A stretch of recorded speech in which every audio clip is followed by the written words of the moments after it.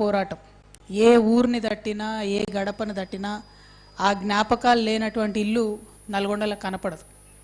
ఆ సాయుధ రైతాంగ పోరాటము మొన్నటిదాకా అన్ఫార్చునేట్లీ మల్లు స్వరాజమ్మ అమ్మగారిని కోల్పోయిన మొన్న కానీ వారందరి స్పిరిట్ ఇప్పటి వరకు కూడా బతికుండడం, ఆ చైతన్యం ఎక్కడో దగ్గర నల్గొండ జిల్లా ప్రజల ఆలోచన సరళిని, వాళ్ళు ఓటు వేసే విధానాన్ని, వాళ్ళు సమస్య గురించి విశ్లేషించే విధానాన్ని, ఆలోచించే విధానాన్ని అన్నిటినీ కూడా ప్రభావితం చేస్తూ ఉంటుంది.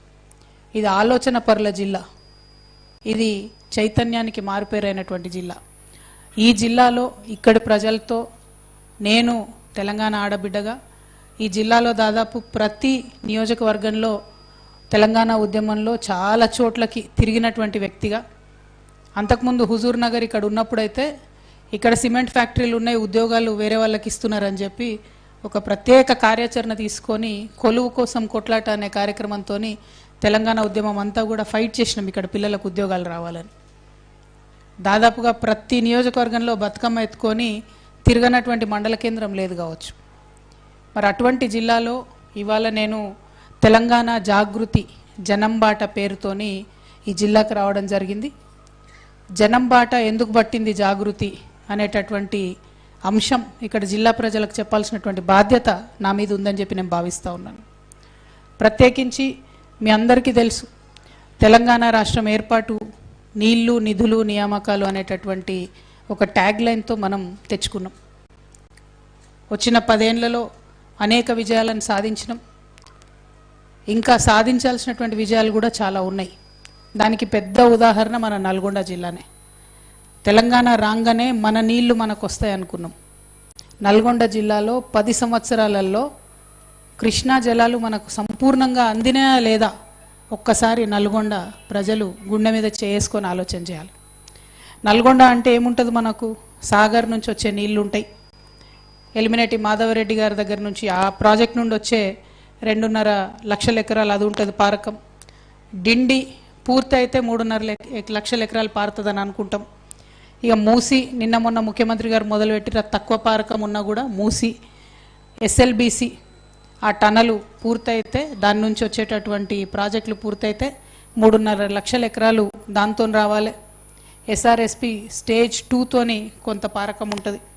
తర్వాత కొంత కాళేశ్వరంతో అంటే ఉమ్మడి నల్గొండ జిల్లాలో గంధమల్ల బసవపూర్ ఇవన్నీ అయితే దానికి, అట్లనే దేవాదులతోని ఇంకొంత పారకం ఉంటుంది. గోదావరి కొంత భాగం ఉన్నా కూడా మేజర్ డిపెండెన్సీ కృష్ణ. మరి 12 ఏళ్లలో 10 ఏళ్ళు బీఆర్ఎస్ పాలన, 2 ఏళ్ళు కాంగ్రెస్ పాలనలో కృష్ణా నదీ జలాలను మనం తెచ్చుకోగలిగినామా? ఈ ప్రశ్న ఖచ్చితంగా నల్గొండ జిల్లాలో ఉన్న ఆలోచన పరులు తమను తాము అడగాల్సినటువంటి అవసరం ఉంది. ఇవాళ జాగృతి పేరుతో జనం బాట పట్టడానికి కారణం ఏంటంటే, నాగార్జున సాగర్ కిలోమీటర్ దూరంలో డ్యామ్ కనబడుతుంటుంది, నీళ్లు కనబడుతుంటుంది. 4 నుంచి 5 మండలాలకు చుక్క నీరు ఉండదు. నెల్లికల్ లిఫ్ట్, చిన్న లిఫ్ట్ అయిపోతే 25,000 ఎకరాలకు 4 మండలాల ప్రాంతంలో నీళ్ళు వస్తాయి. అడిగేటోడే లేదు. 12 ఏళ్ళు అవుతుంది. 2024లో వరద వచ్చి కొట్టుకపోయింది. అది కొంచెం